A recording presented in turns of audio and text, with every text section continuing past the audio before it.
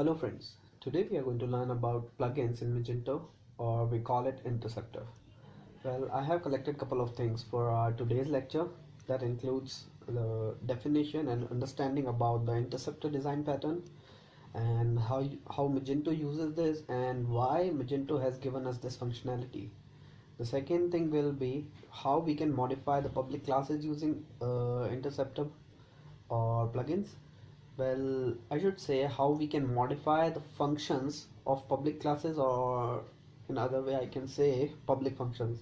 The final functions cannot be modified using interceptors. They have a couple of limitations and you can search around that on Magento's dev docs. Now there will be three types of interceptor that we are going to study for Magento, and then why this approach is really useful, because the answer is reduces conflicts. And after that we will be discussing about the sorting and the basic structure of interceptor creation or plugin creation. Now before going any further, first thing that we are going to discuss is the design pattern. So well, no other place than Wikipedia. So the thing is, interceptor is actually very widely used design pattern, and mostly it's used in a place where a framework or CMS has been developed that allows you to modify their functioning. So if you are owner of something, some sort of software solution, then you allow your customers to modify the functioning, then you give them the functionality of interceptor. Now interceptor, as the name indicates, that it is capable to intercept the request. So let's say your framework is allowing customers to perform add to cart operation. Now customer or your end customer needs something else for which your developer needs to modify this add to cart functionality.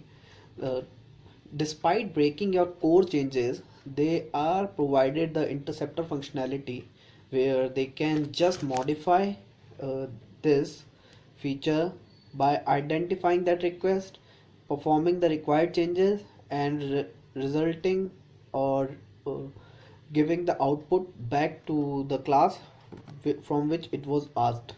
So interceptors are kind of a mediators for that hijacks the requests. So sometimes some software engineers call them hijackers as well. And if your code has lots and lots of interceptors, then sometimes it's very difficult to identify the issues or the places from where this particular issue can occur. Now if we go to the Wikipedia definition again, it says that interceptor is a software design pattern that is used for software system or framework want to offer a way to change or augment their usual processing cycle. Now if you see that, this clearly indicates that Magento has given us this functionality to change the core of their framework's behavior or CMS's behavior. Now this gives us idea that if we categorize Magento's module creation, let's say we have a preference type of module, we have a couple of ways to create modules in Magento. We have preferences, we have observers, now we have plugins. Apart from this, we have proxies or virtual types or argument replacements that are a part of Magento's object creation. So it's like modifying that object creation using DI, so we call it others. So if you see, Magento is providing us a couple of ways by which we can create or modify functioning. And as it is indicated here, that this particular design pattern is specifically created for allowing end customers or developers to change the behavior. So whenever it comes to you that you got a requirement and you have a plugin that can perform that functionality, you have an observer that can perform a functionality and a preference, then always the right choice will be plugins. And if the plugins won't work, then you can use observers. if observers won't work, then you should use preferences. Well, that's my personal choice because of the complexity of code and the debugging operations. And but as this design pattern is created for this particular task to allow customizations, then plugin should be always our first choice. So it's like, when we use this design pattern, for example, if there is a processing, let's say add to cart, you just hijack that particular request and perform your changes and returns the required response. So that was the high level overview of interceptor. I would surely recommend you to go to Wikipedia and study it a bit deeply. Let me know if you have any questions for that. And to keep this lecture short, let's go to the next point, is to modify the behavior of public class functions. I think I should go to Magento's dev docs first. Magento uh, dev docs plugins. Okay, yep. Interceptor yeah, this is the limitation section that I was talking about. You should go and check these out. But the thing is, the interceptors are not capable to modify final methods or final classes because they are final. Now, non-public methods, so ideally we can say public methods are the place where we should be using interceptors.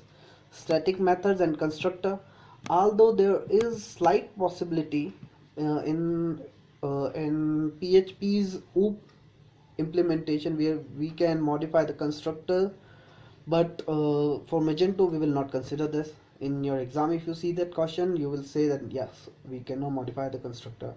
Virtual types cannot be modified, because they are the virtual classes. We will be discussing them in further lectures that will be dedicated to them, and couple of others for the objects that are not created by object manager or directly bootstrapped. So these are the limitation, but in general you can say only public methods are the place where we can modify them.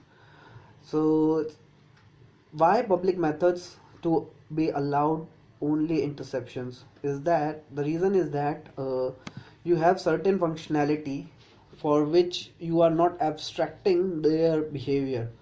So it's like secure for you, it's like secure for the framework developer to allow you to customize these changes or customize the core functioning. That's why the plugins are created for that purpose. Now we go to the types. There are actually three types of plugins. We call them before, after, and around. As the name indicates, before is the plugin that is called before the functions call, before the actual functions calls. After is called after the actual functions calls, and around is called before and after of the actual function for which we are intercepting. In For now we will be, I think, working on a simple example today for the after plugin, but around plugin will be your homework because it will give you the knowledge for both before and after plugin. And it is bit complex because in before plugin you should ensure that whatever arguments you are receiving, you should return the response that the actual functions will be accepting. So before plugin is called first, then your actual function. Now the output of this before plugin should be in a manner that actual function can accept. Now the after plugin is that actual function is before this. So whenever we create the after plugin, we should ensure that the parameters that we accept for this are actually the output of this function, and the around you can judge by these. Okay. Now one more thing is Magento says that this reduces conflicts between extensions. This In this class actually we are learning more of the hypothetical concepts because the implementation for plugin is really very simple. I have created a demo. It's like in your area folder you will be creating a di.xml file. It's like a 2 line of code, and then in your plugins folder I have created a hierarchy, so you may seem that there are lots of folders, but my final file is like one single function. Okay, so the concept behind this is it reduces conflicts in a manner that plugins allow you in Magento. Plugins allow you to set a sort order for them. Let me go to di.xml. So this is how we are going to define the plugin, and whenever you define a plugin you can define a sort order as well. So let's say you have a plugin uh, that changes add to cart functionality, and in that plugin, this is let's assume that plugin is a before plugin. So whenever a customer perform add to cart with, let's say, one inventory or one product in their cart, and your before plugin is called, and that plugin actually checks that if this particular product cannot be purchased standalone or this particular product needs some other requirement, then accordingly this plugin works. Let's say this plugin increases the quantity to 2, and then Magento's default add to cart functioning works. Now this was your first Magento extension that you had installed in your Magento, and this was working fine. Now let's say you installed one more Magento extension that uses the same sort of plugin, but it modifies the functioning based on the add to cart event that says if the product type is virtual, it do something else, and if the product type is simple, it does something else. So both the plugins can work separately, and there will be no confliction between these two plugins until unless a very precise situation is manually created. And if even though if you face such a scenario, you can define that there should be a sort order in your plugins file, where you can define that yes, first I need plugin 2 to work, and then I need plugin 1 to work. Then accordingly you can define the sort orders, and this should work fine. Now one more homework for you today is that you should check what sort order should be kept for allowing a plugin to call first. I mean, it should be ascending or descending. Hope you understand my point, and let me know in the comments or ping me over the messages. And so this way, this is the easiest way that Magento allows us to create modules, and this is good in this respective as well, because there is less chances of confliction. Now we go to the actual plugin creation and the thing what we are going to do today. Now again, I have already discussed this couple of times that in Magento we will be working with the areas, and the reason behind that is to optimize the performance. Whenever a customer is loading admin panel, there is no need for the front end XML to be configured or to be studied by the core. So the area folder inside etc should always be taken care of. Now if you create a admin HTML folder and create a di.xml inside that, that will be called that di.xml will be applicable only for the admin section, and for now we will be creating inside the front end folder. And what we are going to do today is, I have my account created for our demo, and here if you see that the title for this tab, my account tab, is my account. I just want to change it to something else just for the demo purpose. Now for this, what we are going to do is, we know that the class in Magento that is reflecting this is Magento's customer controller account index function. In that index function, the title is set for uh, this particular page. Now we are going to intercept this functionality. So when in your config node you will be defining type, and inside the type you will be defining the class that you need to intercept. Plugin's name is arbitrary and should be unique. You can keep it anything.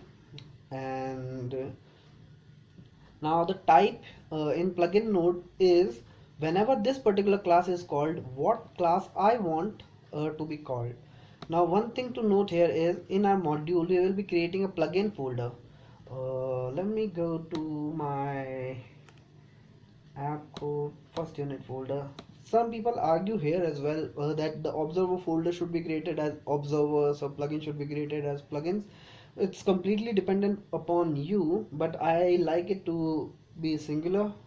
And one more thing to note here is only the etc folder is in the small cases. All the other folders will be, their first character will be capitalized. Okay, so this is how traditionally we are working in Magento, and we should be continuing with that. Now next thing, again let's come to the point. We will be creating a plugin folder for containing all our plugins together, as we have done for the observers that we created earlier. Now in our plugin folder we will be creating customer controller account index. Now if I do it control F, and this is kind of a best practice for you, whatever the core class is, you just create the same folder hierarchy in order to ensure that if you're going to create a new plugin for the customer class, there is no confusion or confliction between the class name, or and person or new person is going to check your code. They should not be confused. So just keep the name similar to the core wherever you're modifying. And then the sort order, I started with 10. You can start it whatever you want. 10 is just because I think 10 is the maximum number for one class I will be seeing interception. But your project can be very much big or longer. You can decide based on your knowledge. Now next thing is, again consider this fact that this is common to what we have done for events.xml. I just want to keep all the things close to each other so that you understand Magento uh, in a way it should be. Now the next thing is schema location. Again, this is your homework that you have done for the event.xml file. Apologies, let me stick that. I'm not very handy for NetBeans. So for schema location, you can go to Magento framework, then object manager, etc and config.xsd, as you have done for Magento framework etc events.xsd. Okay, so you can see what kind of configurations can be done here. We have used only plugins name, type and sort order. There is a node, you can make a disable node, and then I think it accepts true or false, something similar. You can use that as well. Let's ignore it for now. You can see the schema in this config.xsd. Now when this class will be called, I'll be intercepting in this class. Now I have created a similar folder structure, and this is my index.php. In index.php I have defined the namespace, I've kept the class name index. I haven't extended anything because I don't need to. Next thing is, this is the simple property declaration. We will be discussing this while we will be studying models and resource model. Then only we'll be working with them. For now, just understand them, that we are going to get the data from customer session. Now important thing is, as we have done in our routing lecture, that the controller must have a execute function that is by default called. Okay, so here in the core of Magento, execute function was default called, and in which Magento was setting the title. Okay, now what we are going to do here is, we are creating a after execute function, which will be our after interceptor. If I create before execute, that will be my before event, and if I create around execute, that will be my around. Okay, now after execute means once the course execute function will be called, after that this function will be called. And ideally what I'm going to do here is, I'll be getting the result from my actual function. I'll be checking the configuration, I'll be setting the I'll be getting the title, and then we'll change it to welcome back with my customer sessions name. So welcome back Saurabh should be the output. Okay, but before that let me refresh this just to show you that for now it's showing my account only. Now if I uncomment this is one line of code, so I won't bother you to understand this deeply, because we will be discussing this further in our model related lectures. Now I uncommented this, I'll just flush everything in order to ensure that new changes actually reflects. Now I've just copied this and open it in a new tab. I'm not sure if you were able to actually see this my account, so what should I do? Okay, I'll open the page source now. I'll go and open page source because I have selected a rectangle screen recording, so this area may not be coming under that. So this is my title tag, and now it's showing welcome back Saurabh Modi, but earlier it was showing my account. Let me just change it again so that I can show you what was there earlier. Hope you will understand my point. Hmm. Let me refresh this only.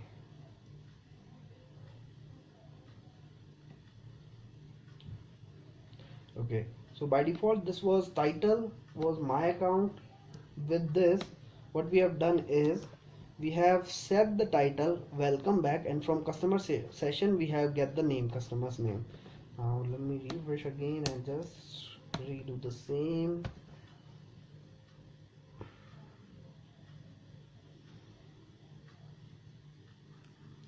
Voila, we have this title now, and that is what we wanted to achieve. So this was all about plugins and interceptors. It's really good practice if you can visualize your requirement and mold them when you can use plugins, because they will be the best module creation method for Magento 2. And let me know if you have any questions for that or anything related to this, and I'll give you one advice today, that is Magento has used various design patterns, so understand the customizations in Magento based on the design patterns that have been used, so you will get more deeper insights how the core is working and how you can easily modify. So by this, whenever a requirement will come to you, you will be able to analyze that what type of module I should be creating, what type of method I should be using, and by end of this course we will be expecting that you should get better insight into this.